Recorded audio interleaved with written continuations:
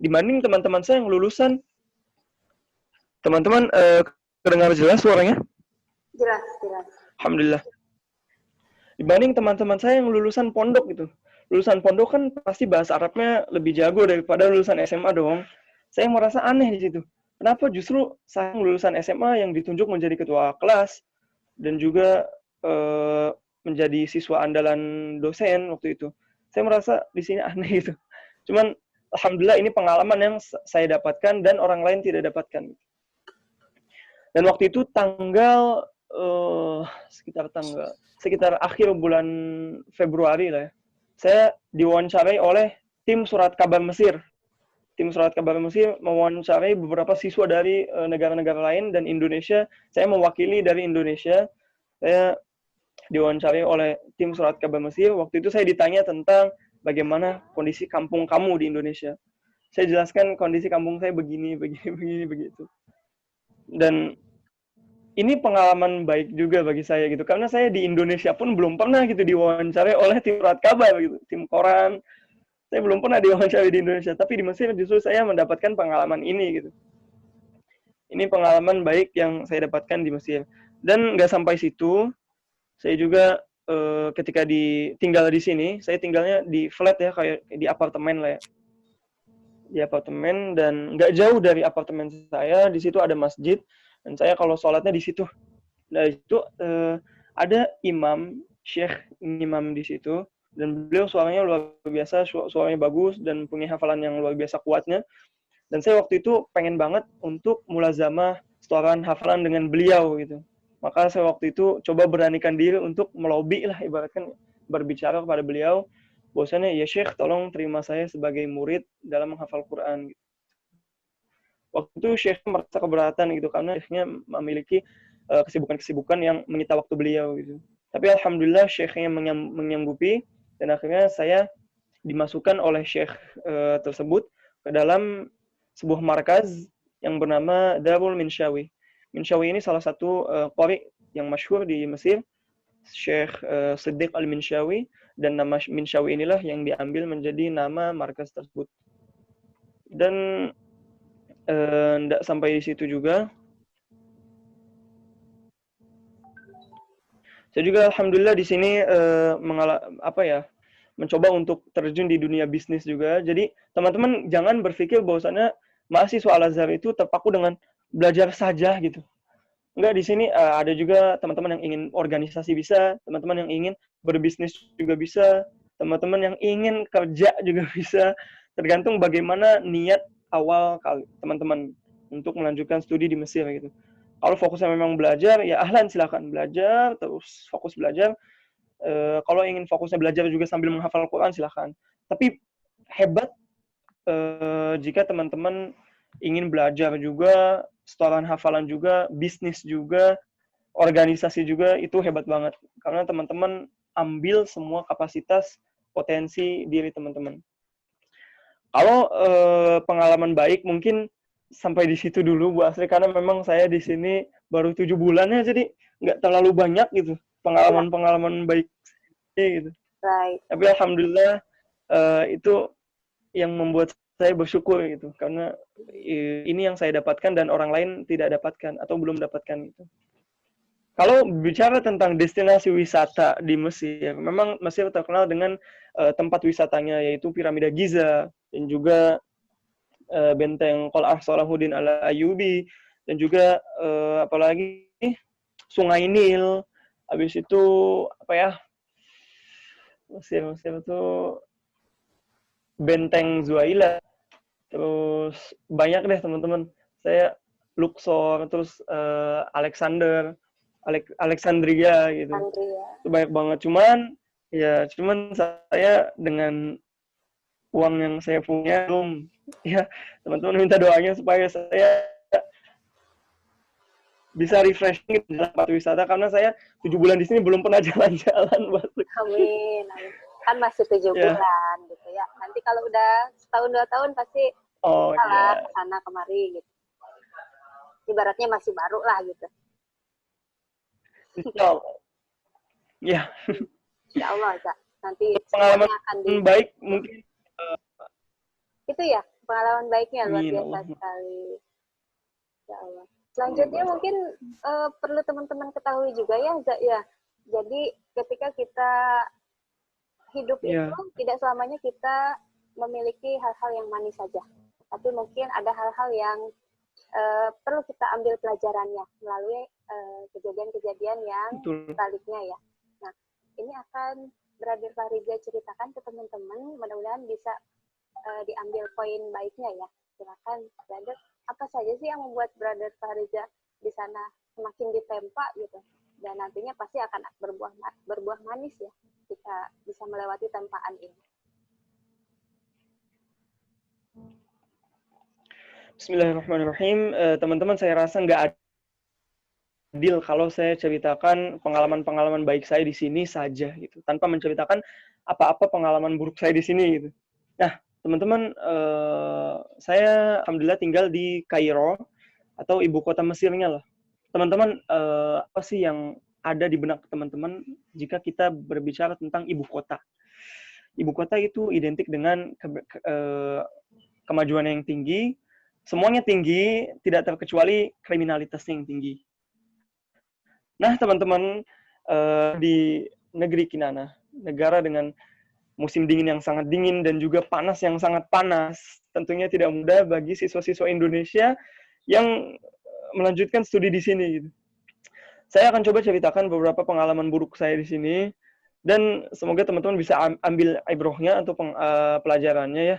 Bahwasannya nggak selalu mahasiswa Mesir ini hidup dengan kesenangan, hidup dengan kebahagiaan, hidup dengan ketentraman, hidup dengan kemewahan, tidak selalu. Faktanya, siswa-siswa di sini pun banyak yang mengalami tekanan hidup di sini, hidup dengan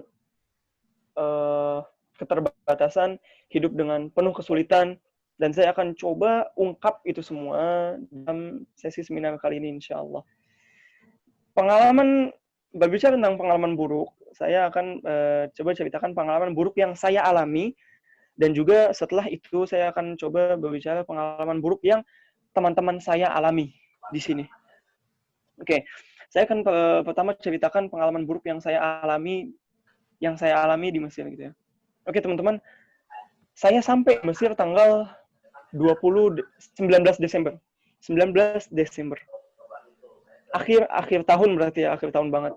Nah, seminggu saya berjalan hidup di sini, saya coba beranikan diri untuk pergi keluar flat, pergi keluar apartemen, pergi keluar rumah ibaratkan, dan saya sendirian tanpa kakak kelas, tanpa ada orang yang memandu dari orang Indonesia, dan itu saya benar-benar sendiri menggunakan kefasihan bahasa Arab yang saya alami dan kefasihan bahasa Arab yang saya punya, dan waktu itu memang saya masih rendah sekali pengetahuan saya tentang bahasa Arab gitu.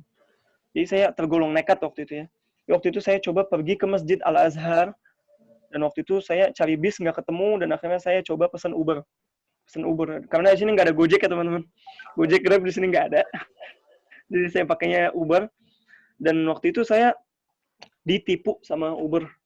Ditipu karena Uber ini nyangkanya saya nih ya udahlah orang Indonesia nih gampang dibodohi gitu. Akhirnya saya bayar tarif itu berkali-kali lipat, dan saya nggak diturunkan di Masjid Al-Azhar, tapi di masjid mana gitu yang jauh dari Masjid Al-Azhar gitu. Saya ngerasa di sini wow gitu, beginikah alam Mesir gitu, dan faktanya iya begitu. Teman-teman harus ingat, Mesir itu negaranya Nabi Musa dan juga negaranya Firaun. Ingat kan? Musa dan Firaun. Satu manusia terbaik dan satu manusia terburuk sampai ngaku Tuhan gitu kan. Nabi Musa dan Firaun tinggal di negara yang satu, di Mesir. Jadi keturunan-keturunan mereka itu masih ada. Orang-orang baik yang tinggal di masjid, syekh-syekhnya itu adalah kalau kita pengen bercanda ya, itu adalah keturunan Nabi Musa gitu, karena baik gitu. Orang Mesir itu kalau nggak baik banget, buruk banget gitu. Dan juga orang-orang buruknya, pencopet-pencopetnya, itu kita katakan keturunan Firaun garis lurus gitu. Kalau kita bercanda itu. Nah, teman-teman saya ngerasa, beginikah gitu orang Mesir gitu. Ketika saya pertama kali mendapat perlakuan buruk dari orang Mesir. Teman-teman saya coba balik posisinya, kalau misalkan kita di Jakarta, kita orang Jakarta asli nih, kita jadi tukang Uber misalkan, tiba-tiba ada bule dari Amerika datang ke Indonesia, kan pasti bawaannya kita tuh pengen, ya bawaannya orang Indonesia tuh pengen nipu nih bule, pengen manfaatin si bule, pengen ngambil uang si bule gitu kan, pasti pengen gitu ya. Nah saya ngerasa mungkin ini kondisinya, cuman saya ini jadi pendatangnya gitu, saya yang diporotin, saya yang ditipu gitu teman-teman. Itu kondisi siswa-siswa Indonesia di Mesir gitu. Dan pengalaman buruk kedua yang saya alami adalah saya dituduh nyolong. Saya dituduh nyolong, dan waktu itu saya masih baru-baru juga di sini. Teman-teman, coba saya tanya.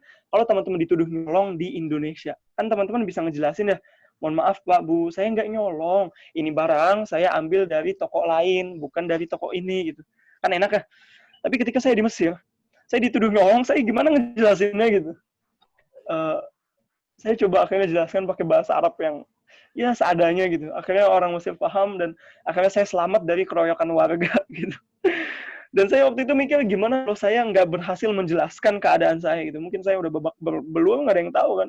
Jadi keroyok orang-orang Mesir di sini karena dituduh nyolong gitu. Nggak ada yang tahu. Dan juga saya pernah nyasar gitu, nyasar naik bis. Teman-teman di sini tukang bis atau sopir bis itu nggak semuanya baik gitu. Ada yang ngebodoh-bodohin kita gitu. Saya pernah waktu itu pengen naik bis, waktu itu pengen ke, waktu itu ada acara Ormaba atau kayak mosnya lah, mos untuk mahasiswa Al-Azhar gitu. Waktu itu diadakan di salah satu kebun besar di Mesir gitu. Saya pengen datang ke acara situ. Saya coba tanya ke sopir bisnya, ya paman gitu, apakah bis ini menuju ke tempat ini gitu. Kata pamannya iya, silakan naik gitu. Ketika saya naik, saya anteng dong, saya main HP gitu. Rupanya ini kok tempat nggak nyampe-nyampe gitu. Akhirnya saya coba buka Google Maps, dan saya rupanya nyasar sudah kilometer gitu jauhnya. Saya nggak tahu pengen ngomong apa, dan itu saya langsung protes ke sopirnya gitu. Ya sopir, kenapa bisa begini? Saya kok dibawa nyasar begini? Akhirnya sopirnya minta maaf gitu. Sopir minta maaf dan ngasih saya uang balik gitu, uang balik dan tiketnya gitu. Dan pengalaman buruk selanjutnya adalah saya hilang HP di bis. Ya Allah. Ini HP adalah pemberian orang tua saya sebagai prestasi, apresiasi saya berhasil melanjutkan studi ke Mesir gitu. Rupanya pemberian yang mulia dari orang tua saya ini diambil oleh pencopet yang ada di bis. Orang Mesir. Waktu itu saya memang malam-malam ya, malam-malam naik bis, dan waktu itu saya capek banget pikirannya. Ketika saya pengen turun dari bis, tiba-tiba connect bisnya itu nutupin jalan. Otomatis saya nggak bisa keluar dong. Ketika saya nggak bisa keluar, orang Mesir dari belakang, 2 orang Mesir, tiba-tiba mepet-mepet saya dari belakang. Ayo, turun. Saya bingung mau ngomong apa, ini orang depan saya ngalangin gitu. Dan rupanya karena saya pakai tas selendang, HP saya diambil gitu, teman-teman. Dan saya alhamdulillah, saya itu termasuk dari prinsip saya adalah ketika saya mendapat musibah atau cobaan ujian yang datang pada saya coba cari apa poin positif yang bisa saya ambil supaya saya bisa ngelihatnya ke situ gitu, nggak ngelihat ke sisi negatifnya. Teman-teman datang musibah ke teman-teman sakit gitu. Sebelum teman-teman ngeluh, teman-teman cari poin positif apa yang bisa teman-teman ambil. Oh, saya sakit, alhamdulillah. Saya mungkin kalau Allah nggak kasih saya sakit, saya mungkin bisa keluar rumah, dan di luar rumah nggak ada yang tahu, mungkin kita kecelakaan atau gimana, nggak ada yang tahu. Dan ini yang selalu membuat kita menjadi bersyukur gitu. Hilang HP, alhamdulillah. Hilang ini, alhamdulillah, bersyukur. Karena Allah tahu apa yang terbaik untuk kita, dan Allah memberi itu untuk kita yang terbaik. Untuk pengalaman buruk, coba saya ingat-ingat lagi ya, saya coba catat di HP saya pengalaman buruk saya, karena memang banyak juga. Oh iya, saya pernah berantem sama sopir angkot. Teman-teman, orang Mesir itu punya watak yang sangat keras. Teman-teman, kalau jajan di sini, itu orang-orang Mesir itu pasti teriak-teriak gitu. Ya ibni, ta'ala hina sadiq. Itu teriak dia. Padahal kita nyangkanya ya itu marah, itu enggak marah. Itu emang orang Mesir punya watak yang keras gitu. Jadi orang-orang Indonesia yang tinggal di sini itu ke bawah wataknya kerasnya gitu. Cuman ketika bermuamalah sama orang Indonesia, insya Allah tetap lemah lembut lah ya. Cuman kalau sama orang Mesir, kita pun jadi keras wataknya gitu. Dan saya pernah waktu itu berantem sama sopir angkot gara-gara masalah sepele ya. Waktu itu rebutan kembalian gitu. Ya, waktu itu saya juga hampir diusir dari angkot gitu ya. Ya memang penuh lika-liku lah kalau hidup di sini gitu. Nggak selamanya hidup di, apalagi hidup di negara lain ya, itu berjalan mulus, enggak, sama sekali enggak. Itu Baik, banyak Pak Riza, rintangan dan kayaknya tantangan yang harus kita, iya. Maaf nih, Ibu potong sebentar. Kayaknya luar biasa ya, sekali ya dari 7 bulan ini di negara orang, begitu banyak pengalaman-pengalaman yang sudah didapatkan gitu. Intinya dari cerita-cerita yang sudah disampaikan itu kita ambil poin positifnya ya, poin positifnya. Dan Ibu bertanya, boleh ya? Ibu bertanya. silakan bos. Teman-teman perlu diketahui juga bahwa alumni kita ini, pemateri kita ini adalah seorang hafiz atau penghafal Al-Quran. Insya Allah ya, Pak Riza. Insya Allah on the way. Nah, teman-teman perlu diikuti jejak langkahnya dari kegigihannya beliau dalam kegigihannya Fahriza dalam menghafal Al-Quran, dan perlu diketahui juga sama teman-teman nih, ketika Fahriza dari Indonesia sudah menghafal Al-Quran, kemudian pindah ke negara lain, dan di sana masih tetap istiqomah, alhamdulillah istiqomah dengan hafalannya, dengan semangatnya untuk menghafal. Coba dibagikan tipsnya, semangatnya Fahriza, kenapa kok masih tetap istiqomah, bagaimana kiat-kiatnya, tips-tipsnya, biar teman-teman yang di sini jadi ikut bersemangat mengikuti jejak Fahriza, terutama dalam menambah atau mempertahankan hafalannya. Baik, insya Allah. Insya Allah, izin menjawab ya Bu Astri ya, mengenai bagaimana kiatnya kita untuk istiqomah. Tentu istiqomah adalah hal yang paling sulit bagi seorang hamba, seorang manusia, karena kita tiap hari kita meminta kepada Allah, ihdinas siratal mustaqim, jalan yang lurus. Maksudnya istiqomah, yastaqim, mustaqim itu mempunyai akar kata yang sama. Jalan yang istiqomah itu memang sangat sulit itu. Hal yang membuat saya bangkit lagi semangatnya dan kegigihan saya kembali semangat itu ketika saya mengingat saya di sini nggak main-main gitu. Ketika saya pulang nanti, umat atau masyarakat menanti atau menunggu ilmu yang akan saya berikan gitu. Oleh karena itu nggak bisa saya di sini hidup leha-leha, santai-santai, itu nggak bisa. Karena waktu berjalan begitu cepat gitu. Dan oh ya, saya izin ralat Bu Astri. Saya belum 30 juz juga, belum hafiz. Cuman alhamdulillah dalam on the way ya, on process. Saya berangkat ke Mesir membawa hafalan 15 juz, dan sampai sini alhamdulillah nambah menjadi sekitar 20 juz insyaallah. Nah, apa kiat-kiatnya? Itu saya tadi selalu mengingat saya di sini nggak main-main gitu teman-teman. Saya di sini ketika pulang nanti ada masyarakat dan umat yang menanti gitu. Apa sih yang Fariza dapat di Mesir gitu?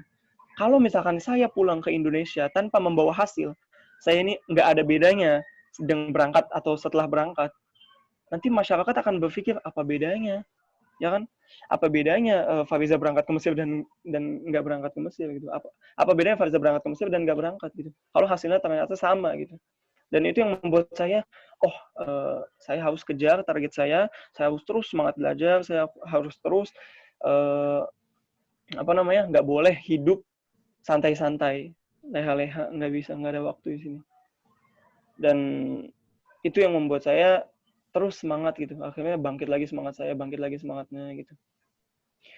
Kalau intinya sih kita pintar-pintar memotivasi diri kita gitu. Teman-teman, kalau misalkan teman-teman berada di posisi rendah, maksudnya berada di posisi rendah itu lagi malasnya, misalkan lagi futurnya, berada di posisi lagi nggak semangat nih, lagi rendah. Teman-teman harus ingat apa yang membuat teman-teman memulai semua ini. Saya selalu ingat itu semua. Ketika saya mau santai-santai di sini, saya selalu ingat apa sih yang membuat saya memulai ini semua gitu. Saya harus ingat itu, karena kalau saya lupa, pasti saya akan hidup santai-santai leha di sini. Saya ingat, saya di sini untuk belajar, saya ini untuk ilmu. Akhirnya itulah yang membuat saya semangat itu. Intinya nasihat dari orang itu bisa menjadikan kita semangat. Tapi kuncinya itu ada di dalam diri kita sendiri. Kita harus pintar-pintar memotivasi diri kita sendiri. Gitu. Kita harus selalu ingat-ingat apa yang membuat kita ini memulai semua ini. Gitu. Itu, Bu Astrid. Iya, luar biasa. Terima kasih sharingnya, Pak Riza. Jadi penyemangat buat sama Bu Astrid. Terima kasih kembali. juga jadi tahu tipsnya, dan teman-teman juga pasti jadi lebih paham caranya dan lebih istiqomah. Nah, kita kasih kesempatan ya buat teman-teman yang lain. Kayaknya pasti nggak mau dong jadi pendengar doang gitu. Pasti pengen ikut aktif berdiskusi gitu. Kayaknya, aduh, pengen nanya dari tadi tuh. Cuman belum ada kesempatan nih. Kita kasih kesempatan dulu ya ke yang lain, ke penonton, pemirsa. Silakan yang mau bertanya, audiensnya. Ibu kasih kesempatan. Bisa melalui chat ataupun room chat ataupun via suara juga boleh, open mic-nya. Oke. Sambil nunggu nih. Silakan untuk teman-teman. Sambil nunggu. Ini kita sambil nunggu aja, sambil berjalan aja. Brother Fahriza, kita ngobrol santai aja ya, teman-teman. Banyak sekali pengalaman-pengalaman yang diceritakan oleh Brother Fahriza. Nah, yang ingin Ibu tanyakan, di Indonesia dengan di Mesir itu kan jauh sekali ya perbedaan waktunya ya. Betul. Kemudian terpisah oleh ruang dan waktu. Benar. Nah, betul.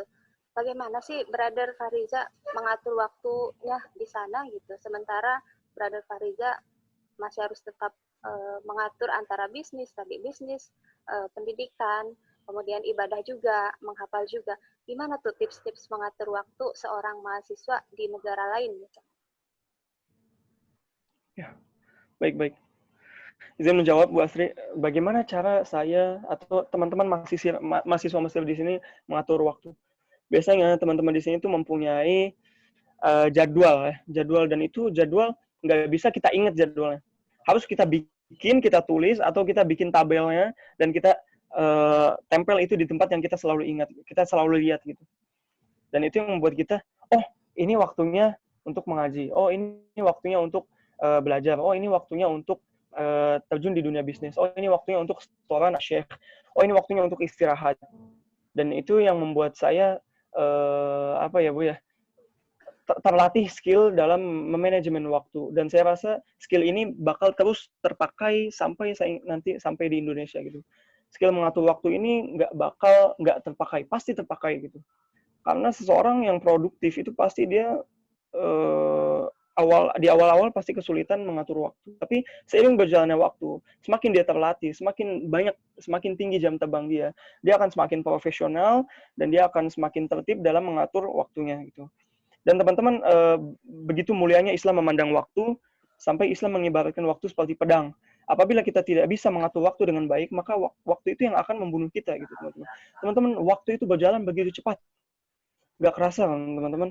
Baru kemarin saya lulus SMP gitu, baru kemarin saya perpisahan, kok sekarang saya udah di Mesir gitu. Baru kemarin adik-adik saya masih kecil-kecil, masih saya peluk-peluk, masih saya cium-cium, sekarang udah nggak bisa gitu, udah gede adik-adik saya gitu. Dan ini yang membuat saya makin sadar gitu, waktu berjalan begitu cepat, kalau kita nggak memaksimalkan waktu itu dengan baik, maka ya kita kalah dengan waktu itu. Waktu terus berjalan, nggak bisa kita berhentikan, nggak bisa kita undur. Waktu nggak ada toleransi, waktu terus berjalan. Kita mau memohon begitu tinggi, begitu serius, kita mohon itu waktu supaya berhenti, nggak bisa.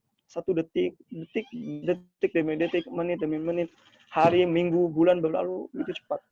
Betul. Dan ini yang membuat saya harus itu menggunakan waktu ini semaksimal mungkin. Dan tiap orang, presiden, pebisnis, mahasiswa, itu mempunyai porsi yang sama. Dalam satu hari, dia mempunyai waktu 24 jam. Sama. Pemulung, pengemis, orang miskin, orang kaya, presiden, semua dapat porsi yang sama 24 jam. Apa yang membedakan dong? Kalau setiap orang dapat porsi 24 jam. Yang membedakan adalah bagaimana cara orang menggunakan waktu. Dan ini yang membuat saya, ini yang membedakan gitu antara orang yang sukses dengan tidak gitu. Sukses mengatur waktunya, dan bagaimana orang-orang yang malas mengatur waktunya, itu pasti beda, teman-teman. Dan inilah yang membuat saya terus semangat dalam menggunakan waktu, maksimalkan waktu. Begitu kira-kira. Baik, terima kasih. Berarti poinnya adalah mengatur waktu itu dengan membuat notes ya, buat catatan sedemikian rupa. Kalau bisa divisualisasikan gitu, dibuat notes, hari ini ngapain, atau dibuat jadwal khusus. Nah, silakan teman-teman, Ibu tawarkan lagi kepada teman-teman yang mau bertanya. Silakan terkait pengalaman hidupnya atau mungkin tips-tips apa lagi yang ingin teman-teman tanyakan kepada atau mungkin perbedaan antara Mesir dan Indonesia, mungkin dari adat istiadatnya atau dari harga-harga barang. Boleh, mungkin dari hal-hal kecil. Ya, bebas lah pertanyaan itu. Iya, bisa teman-teman. Bertanya, Bu. Silakan, namanya? Silakan. Oke. Assalamualaikum. Perkenalkan, saya dari kelas 10 Sofia. Aku mau nanya nih, Kak. Kan kalau misalkan nih, kita pasti di kelas atau di flat atau bahkan mungkin di jalan, lagi jalan-jalan, pasti kan ketemu orang Indonesia. Nah, gimana sih cara kita nahannya biar, pasti kan di Mesir ini karena kita masih terbilangnya pas nyampe sana tuh masih pemula banget dalam berbahasa Arab, pasti kan kita pengennya tuh kita belajar culture-nya, terus belajar gimana caranya biar bisa fasih ngobrol berbahasa Arab. Nah, gimana caranya tuh pas kita ketemu orang Arab, ketemu orang Indonesia, kita tuh nahan apa ya? Kita ngobrol menggunakan Arab sama si orang Indonesianya. Orang Indonesia. Iya sih. Saya di jalan atau di flat atau di bahasa mau orang Indonesia. Nah, gimana caranya biar kita mempertahankan kita tetap pakai bahasa Arab gitu komunikasinya. Pastikan kalau ketemu orang sekampung halaman tuh biasanya apalagi di negeri orang kan pasti langsung pengen pakai bahasa Indonesia gitu. Nah, gimana?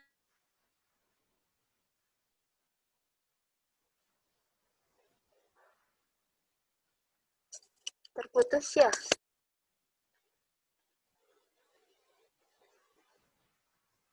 Terputus suaranya.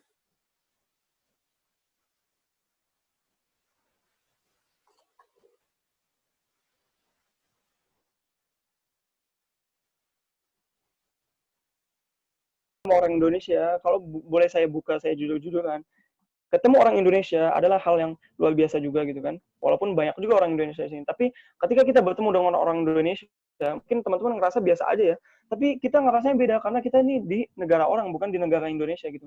Jadi ketika kita bertemu dengan orang Indonesia, kita menggunakan bahasa apa? Indonesia kah atau bahasa Arab? Jawabannya adalah bahasa Indonesia. Bahasa Indonesia gitu teman-teman. Nah terus lah Kak, kalau begitu, kalau misalnya kita tinggal sama orang Indonesia dan ketemu sama orang Indonesia terus, bagaimana cara kita melatih bahasa Arab kita? Oke? Dan jawabannya adalah pintar-pintar kita dalam mengatur interaksi sosial kita dengan orang-orang selain orang Indonesia. Kita harus coba jalin silaturahim atau jalin sebuah hubungan dengan orang-orang non-Indonesia. Mungkin itu orang Thailand atau orang Afghanistan atau orang Rusia atau orang India atau orang Mesir itu sendiri, nggak apa-apa, bisa.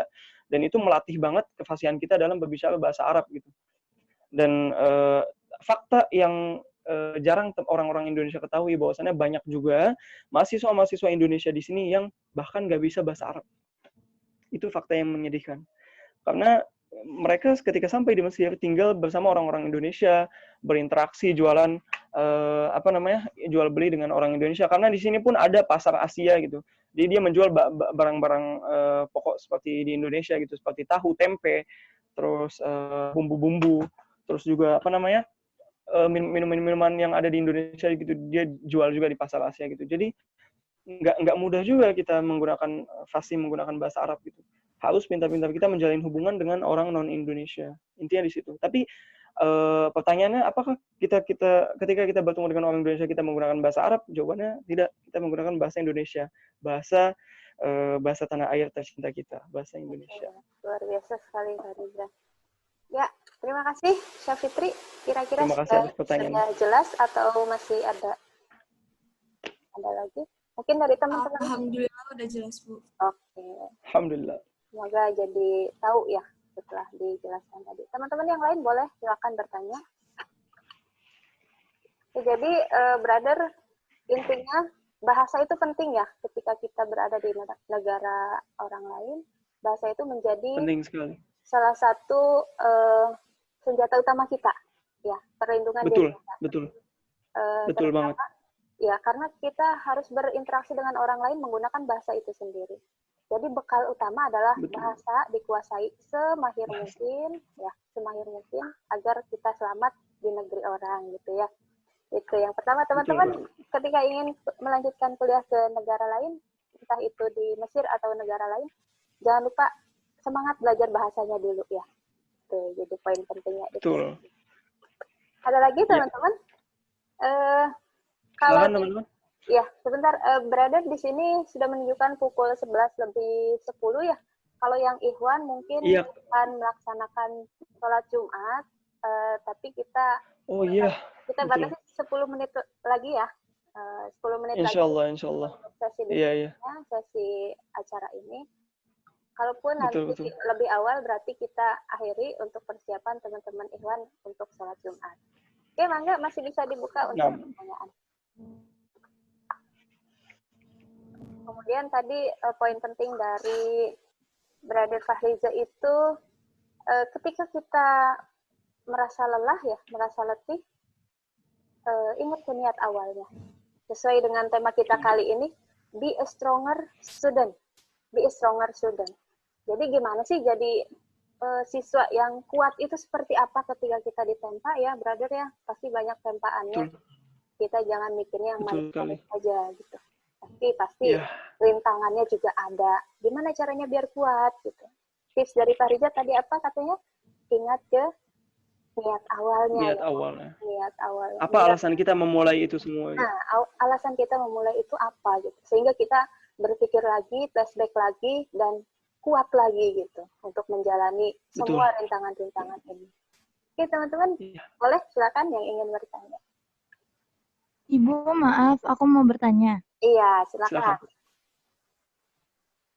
Nama aku Sabisma Ramadhani dari kelas 10 Sophia. Mau nanya ke Kak Fahriza.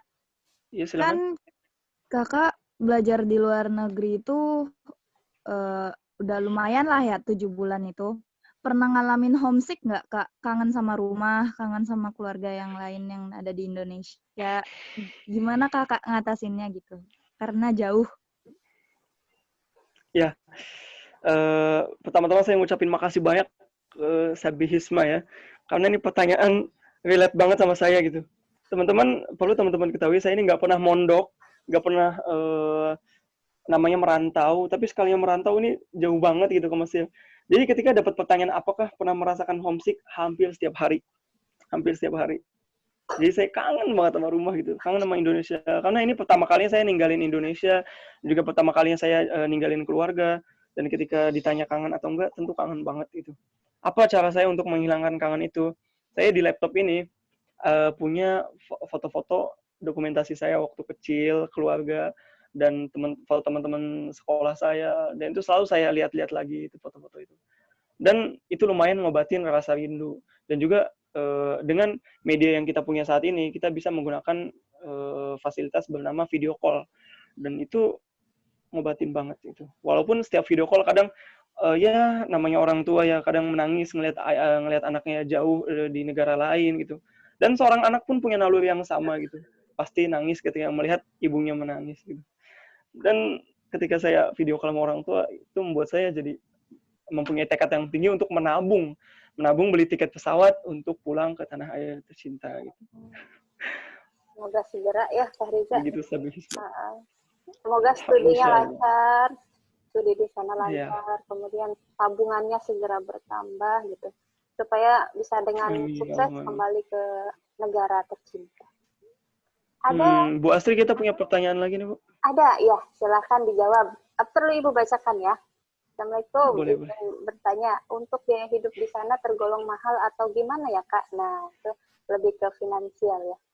Mungkin ada nih teman-teman kita yang mau ke sana terkendala dengan finansial atau pengen tahu dengan keuangan di sana seperti apa. Silakan. Ya, berbicara mengenai keuangan di Mesir, kita harus coba mulai dari biaya kuliah ya. Teman-teman kalau penasaran berapa biaya kuliah di Al-Azhar, jawabannya adalah 0 rupiah atau gratis. Wow. Ya, belajar Biasa, di Al-Azhar itu gratis. Hanya saja kita ada tanggungan biaya hidup di sini ya, seperti biaya makan, biaya tempat tinggal. Teman-teman, saya bisa kasih gambaran umumnya saja, tapi untuk gambaran lebih detailnya, teman-teman bisa cari di YouTube, itu ada mahasiswa Mesir juga yang ngasih tahu berapa kisaran biaya hidup di sini gitu. Saya coba sharing tentang biaya hidup yang saya gitu ya, biaya hidup saya di sini gitu. Pertama dari biaya tempat tinggal. Biaya tempat tinggal di sini di apartemen itu harganya bayar per bulannya sekitar 2.500.000. Kalau di sini 2.800 pon Mesir. Nah, itu kita bagi-bagi tiap orangnya gitu. Karena kan di satu apartemen nggak mungkin ditinggalin oleh satu orang ya. Di sini ada 9 orang dan kita bagi per kepalanya berapa pon Mesir gitu. Dan untuk biaya makan itu tergolong murah di sini. Teman-teman perlu teman-teman ketahui, ada yang namanya kebutuhan hidup dan juga ada yang namanya gaya hidup. Kalau teman-teman punya gaya hidup yang tinggi, pengen makan di sini tuh di restoran, itu pasti biaya hidupnya tinggi banget gitu. Karena teman-teman di sini restoran Indonesia tuh banyak gitu. Jual ayam geprek, jual chicken stick, jual apalagi ayam goreng, jual nasi goreng tuh ada. Cuman itu harganya mahal. Dan kalau teman-teman pengen terus makan di restoran Indo, itu pasti biaya hidupnya tinggi banget.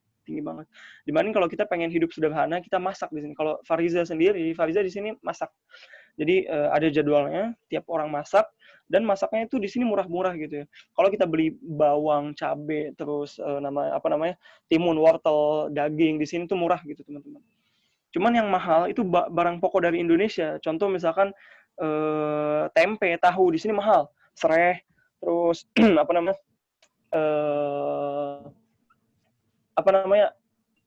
rempah-rempah Indonesia, ya rempah-rempah Indonesia tuh mahal di sini. Walaupun ada juga rempah-rempah Indonesia yang di sini pun ada gitu. Kayak misalkan bawang merah, bawang putih itu ada gitu. Jadi itu murah gitu teman-teman. Kalau masak biasanya itu lebih murah gitu teman-teman.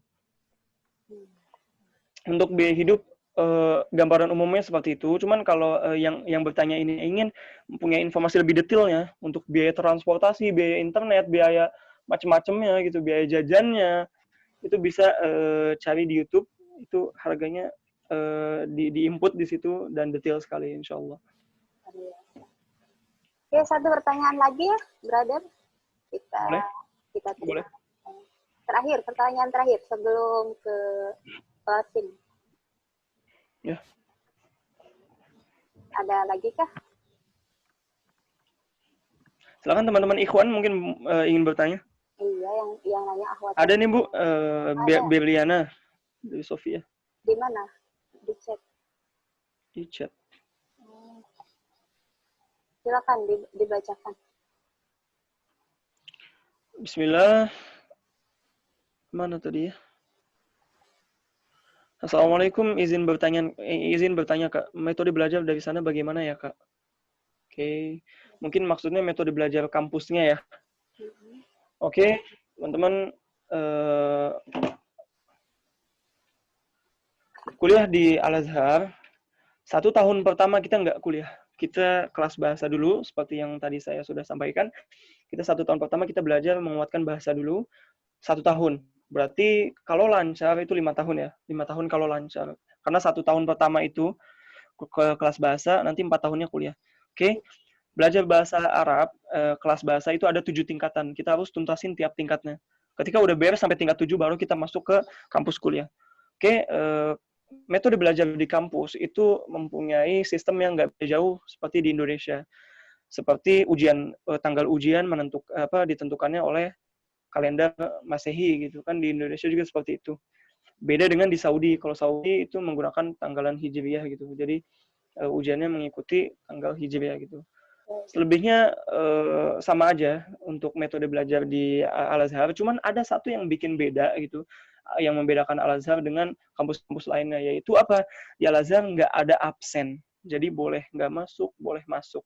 Teman-teman, ketika Al-Azhar mengumumkan atau memutuskan keputusan seperti ini nih, nggak ada absen.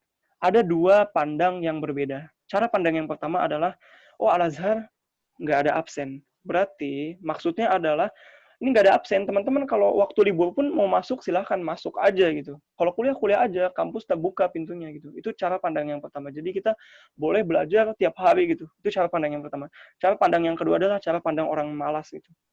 Oh, nggak absen. Berarti saya boleh nggak masuk, boleh santai-santai tiap hari libur.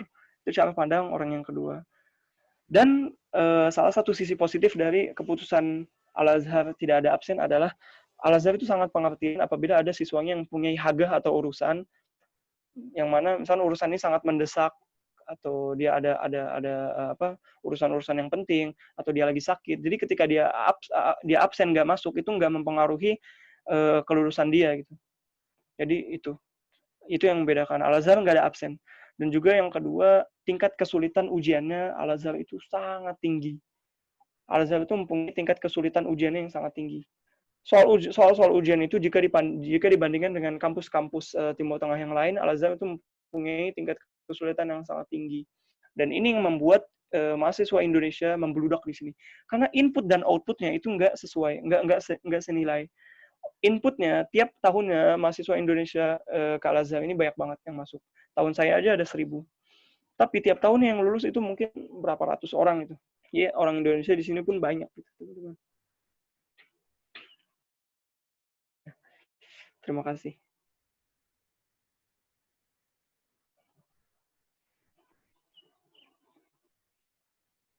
Silakan kepada Bu Astri.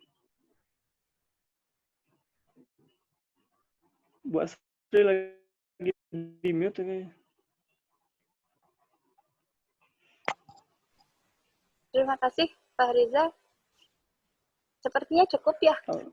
Terima kasih kembali.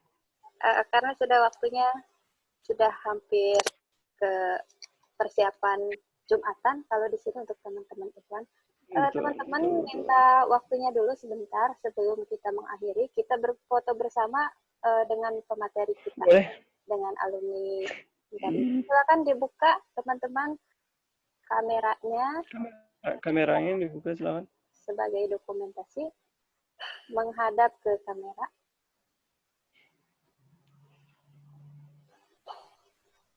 Ya, Ibu sebutkan namanya yang masih belum terlihat wajahnya ya. Nabil baru rambutnya aja. Nabil ya. Oke, kemudian Firly silakan diarahkan ke wajahnya biar terlihat sebagai dokumentasi. Firly. Oke, kita akan mengambil 2 kali pengambilan gambar ya. Yang pertama, 1, 2, 3. Oke, mohon ditunggu sebentar. Sesi kedua mohon dibuka Hazwan. Oh, ada Bu Desi. Bu Desi minta tolong dibuka dulu. Naufal dibuka dulu kameranya. Ada Bu Desi, Bu? Ada Bu Desi ternyata. Silakan disapa. Insyaallah. Naila dibuka. Assalamualaikum Bu Desi, insyaallah. Salam ya, sehat Ja. Bu Desi gimana kabarnya? Alhamdulillah Fariza sehat di sini. Di sini masih jam 6:30 pagi, Bu. Jadi ya Fariza masih kosong sih waktu luang insyaallah. Alhamdulillah. Sehat ya Ja. Insyaallah, amin. Untuk Bu Desi juga dan sekeluarga. Ya, amin. Naila belum dibuka ya, Naila kameranya dibuka sebentar. Oke, ditunggu 1, 2, 3. Oke, baik. 1 patah, 2 patah kata mungkin dari Fariza sebelum kita akhiri. Closing statement atau quotes dari Fariza. Quotes dari Fariza. Keluarkan 1 quotes yang bisa menyemangati teman-teman.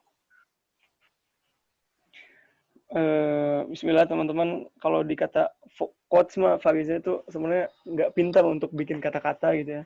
Cuman intinya pesan untuk adik-adik teman-teman semua, terus semangat dalam menggapai cita-cita, dalam menggapai impian, terus berdoa, jangan lupa untuk terus berbakti kepada orang tua, karena jika udah berpisah apalagi nggak ketemu itu kerasa banget itu sama orang tua.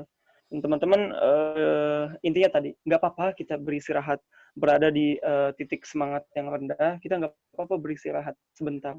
asal jangan berhenti sama sekali, apalagi mundur jangan sampai. Kita harus terus berjalan, semangat karena waktu terus berjalan dan berlalu. Hanya saja kita harus mengikuti arah jalannya waktu. Nggak bisa kita santai-santai menggunakan waktu. Oke, teman-teman, semoga Allah memberkahi setiap langkah kita. Semoga Allah memberikan ridho dalam setiap keputusan yang kita ambil dan menempatkan kita semua dalam puncak kesuksesan. Insya Allah. Amin. Allahumma amin. Amin, amin. Ya Allah, ya Kurang lebihnya Farizah mohon maaf. Assalamualaikum warahmatullahi wabarakatuh. Waalaikumsalam warahmatullahi wabarakatuh. Baik, teman-teman. Sepertinya kita sudah sampai ke ujung acara. Satu kata yang perlu teman-teman ingat, jika teman-teman punya cita-cita yang besar, berarti usahanya pun harus besar. Nah, jadi harus berbanding lurus. Itu ya. Semoga teman-teman semakin semangat dalam menjadi siswa yang kuat ya. Be a stronger student, seperti tema kita kali ini. Dan tetap semangat untuk meraih cita-cita teman-teman. Baik, mohon maaf sebelumnya apabila ada kata-kata yang kurang berkenan di hati teman-teman maupun semuanya ya. Kita akhiri dengan mengucapkan alhamdulillah, alhamdulillahirobbilalamin. Terima kasih. Billahi taufiq wal hidayah. Warahmatullahi wabarakatuh. Terima kasih, Brother Fahriza. Selamat sampai ketemu di Indonesia nanti ya. Kita bisa ketemu lagi. Silakan boleh live acara ini sudah selesai. Waalaikumsalam warahmatullahi wabarakatuh. Bu Desi itu sedang apa, Bu Desi, dedeknya?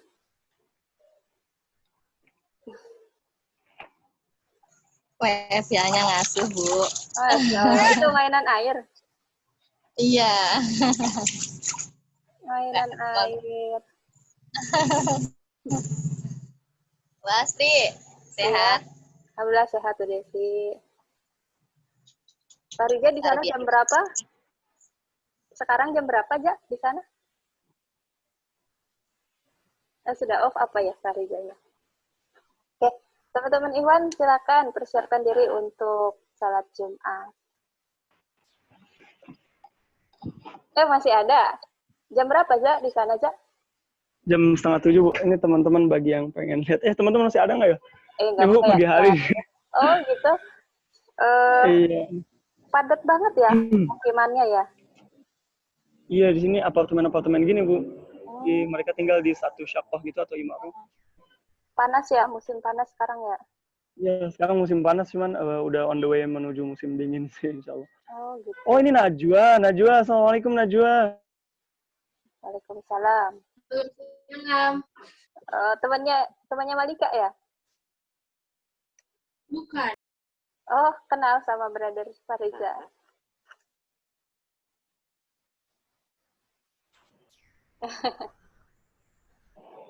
Wala, titip salam buat ini ya, buat Bude, terus buat teman-teman tahfiz di mana Di unmute dulu, suaranya nggak kedengeran aja. Di unmute. Oke. Nah,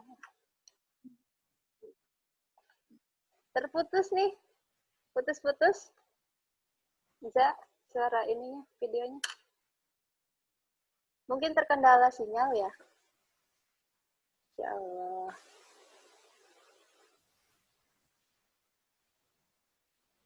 Lantai berapa itu, Za? Di situ, Za?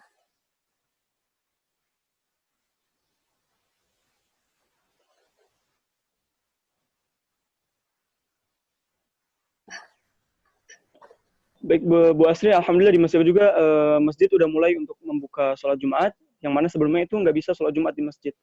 Kita masih sholat di rumah kalau sholat Jumat itu. Alhamdulillah. Karena ini pertama kalinya. Karena COVID ya ditutup ya. Ya. Oh iya. Alhamdulillah ini pertama kalinya masjid dibuka untuk Jumatan gitu. Alhamdulillah.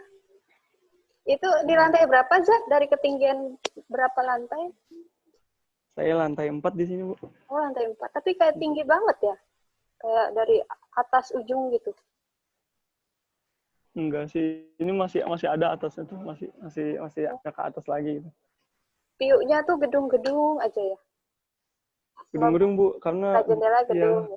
Kiri kanan gedung. Emang saya tinggalkan di Madinah Nasr ya, jadi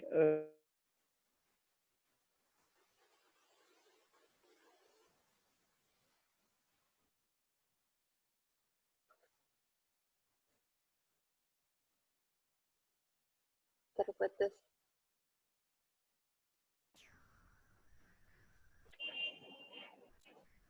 Oke, baik. Kita cukupkan ya, teman-teman. Khawatir. Baik, Bu Astri, saya terima kasih banyak nih kepada Bu Astri. Sebuah kehormatan bagi saya dan juga sebuah pengalaman besar ya. Terima kasih Kedua juga. kalinya saya ngisi Guest Teacher di Mentari. Terima kasih juga karena teman-teman juga pasti banyak tahu gitu dari Kak Riza. Ilmu yang bermanfaat buat teman-temannya. Terima kasih juga Fariza, semoga sehat-sehat di sana, berkah ilmunya, kembali ke Indonesia dengan memberikan kebermanfaatan kepada umat. Ya. Insya Allah. Insya Allah, amin, Allahumma amin. Pak Bizat, terus mohon doanya untuk kepada guru, mendoakan Fariza selalu, supaya Fariza diberikan kemudahan, kekuatan, dan keberkahan di setiap langkah Fariza. Amin, amin. Di sini hidup nggak mudah. Iya. Semangat, tetap berjuang. Penuh dengan rintangan, tantangan, dan kesulitan gitu rupanya. Ini mulai mendominasi dari kesenangan-kesenangan dan kenikmatan di sini. Amin, amin. Insya Allah nanti kalau udah bisa dilalui kesulitan-kesulitannya, pasti ada yang dipanen tuh, yang manis-manisnya dipanen tuh. Insya Allah. Ya. Terus semangat, insya Allah. Oke, Zak, kita akhiri ya. Khawatir teman-teman nanti kuotanya semakin menipis. Dan Pak Riza juga pasti di sana. Maju bersama Allah. Iya. Oke, terima kasih. Assalamualaikum warahmatullahi wabarakatuh.